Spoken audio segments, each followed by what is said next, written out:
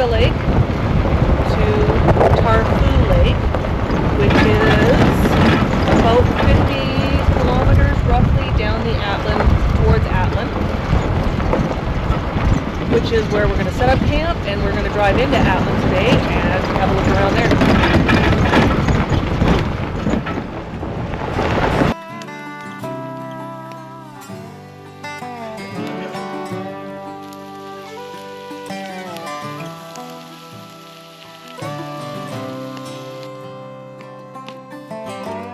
Atlin is one of those places where the air hits different.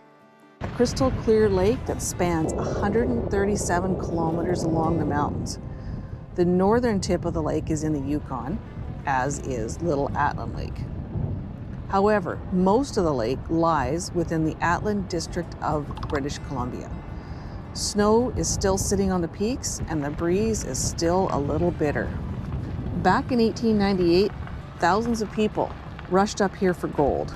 Today, it's just a quiet little quaint town with a ton of character and one of the many stunning corners of northern BC.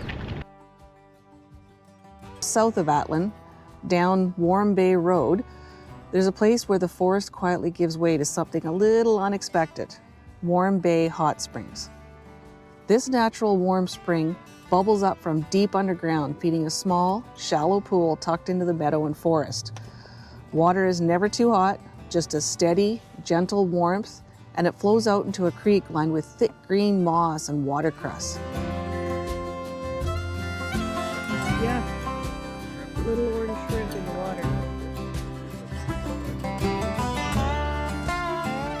There's no big development here, no fences, no crowd, just a quiet soak in the middle of true wilderness with Atlin Lake not far away. I don't understand this duck.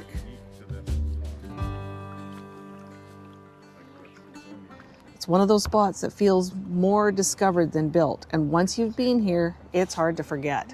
This thing came up from the water behind horses.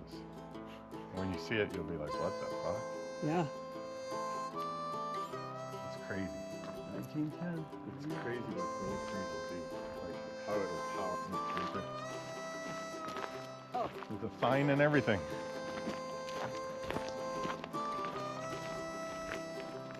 Baxter, come. Baxter. Come on. This way.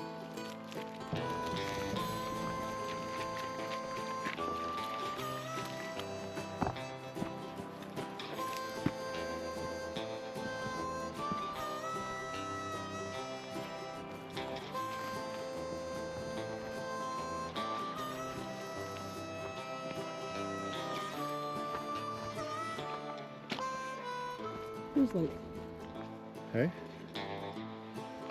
Didn't we walk across it? You really? I don't really know.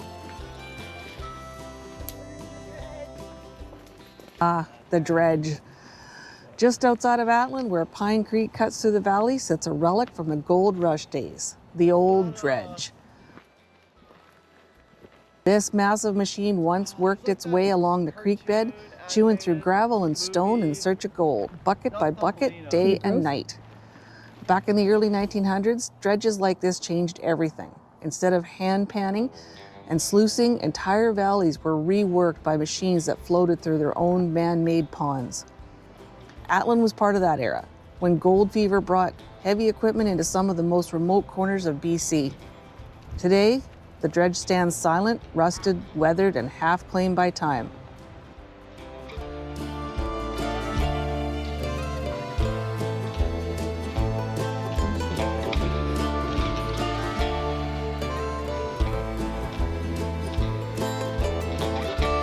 See a lot of steel the horses pulled up here.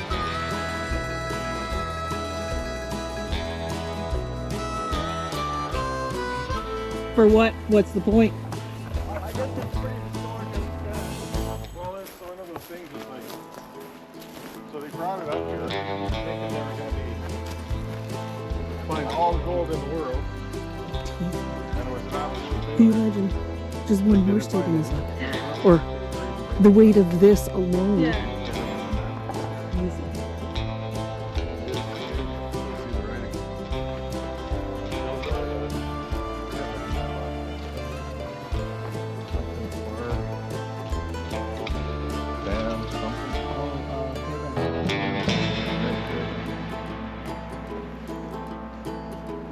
Dexter, stay with. Why would you go down there? What would be your purpose in going down there? Scroll. No, you are glad to know.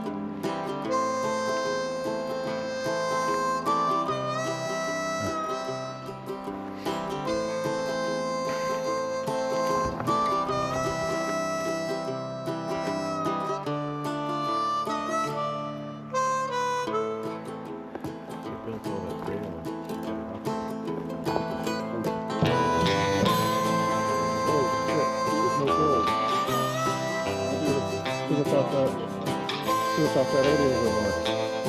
Somebody found a nugget and that was it. I bet there would have been anything. So, it's not a piece of metal sitting on like a pin?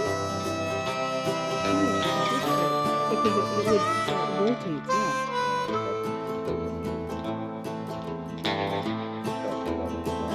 It rotates. A reminder of the scale, ambition, and impact of the gold rush in the north. What once moved mountains now just rests in them.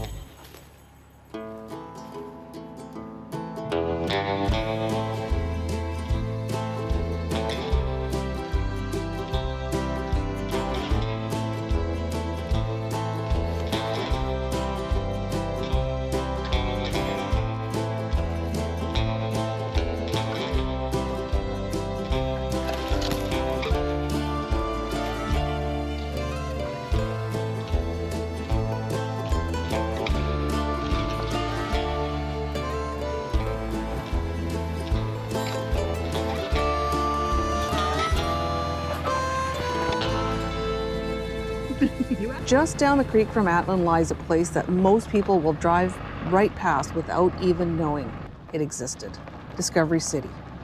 Back in 1898, this was the heart of the Atlin Gold Rush, a rough and ready boom town built almost overnight on Pine Creek. Tents, saloons, sawmills, and dreams of striking it rich filled this valley. At its peak, thousands of prospectors crowded in here chasing gold, pulled straight from the creek beds.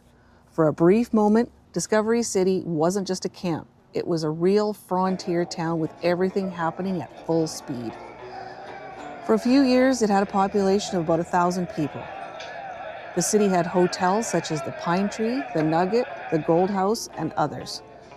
But when the gold was depleted, the city was vacated. By 1915, it was deserted. But as quickly as it rose, it faded. The gold thinned out, the crowds moved on, and the buildings were left behind to the wind, weather, and time. Today, what remains of Discovery City is quiet, just traces of a place that once burned bright during BC's last great gold rush. A forgotten chapter of Atlin's history, hidden in plain sight. What's for dinner tonight? Quesadilla. Quesadilla. Quesadilla.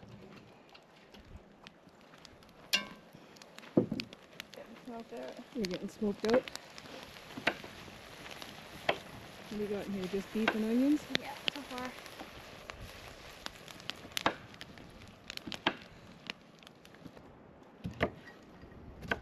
If it's the veggie powder.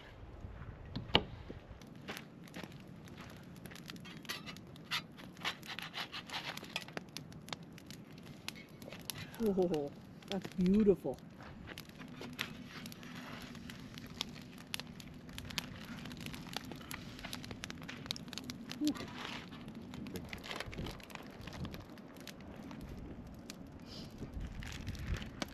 Come off. Yeah. Perfect. Nice. You can start with 2. I don't know about starting with 2. Jenny and I will just keep I'm still cooking. keep baking. You get to be the eater this time, Dad. You're not the one that Well, I gets don't to. want 2 though right off. Well, I'll eat 2. So. Oh, you can I don't know that I will.